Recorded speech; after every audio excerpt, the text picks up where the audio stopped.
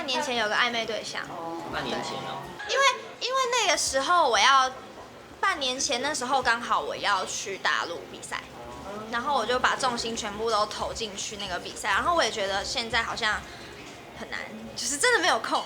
就可能我觉得谈恋爱还是希望可以开心，然后甜甜蜜蜜的，然后如果连约会都要预约，好像有点惨，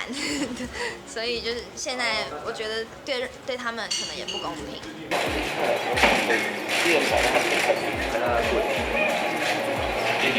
那我们就把它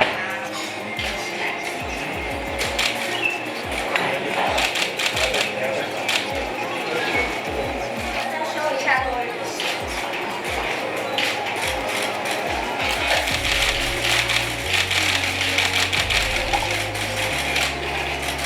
刚刚为大家制作了那个布口罩，就是让大家可以让口罩的使用在不要那么的多，因为现在的资源有一点需要节省，所以这样的话就可以环保一点，然后又可以很好看，很时尚。Just say I do， 不用分开就想念，并肩走过的屋檐，相视一笑的瞬间。Just say I do。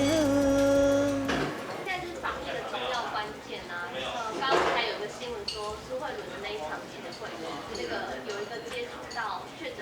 记者也有去，自己现在会不会很害怕？哈，我平常因为我这2天真的很认真在采访，所以没有关注到这2天的新闻，但还是谢谢你告诉我。我们今天的记者参会呢，进来的每一位，我们是不是都有量那个体温，然后也有戴口罩，然后辛苦大家，谢谢大家愿意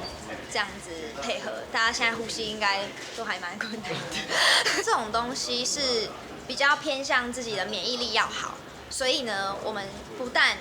要比较减少出门，就是口鼻的接触，然后甚至我自己本身也会一直在运动啊，然后煮一些很健康的食材，比如说青菜啊、五谷根茎啊，然后鱼啊、蛋豆肉全部都补足，把免疫力提高，这样子病来的时候我还可以抵抗。半年前有个暧昧对象。半年前哦。因为那个时候半年前那时候刚好我要去大陆比赛。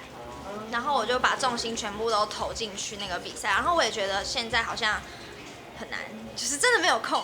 就可能我觉得谈恋爱还是希望可以开心，然后甜甜蜜蜜的，然后如果连约会都要预约，好像有点惨，所以就是现在我觉得对他们可能也不公平。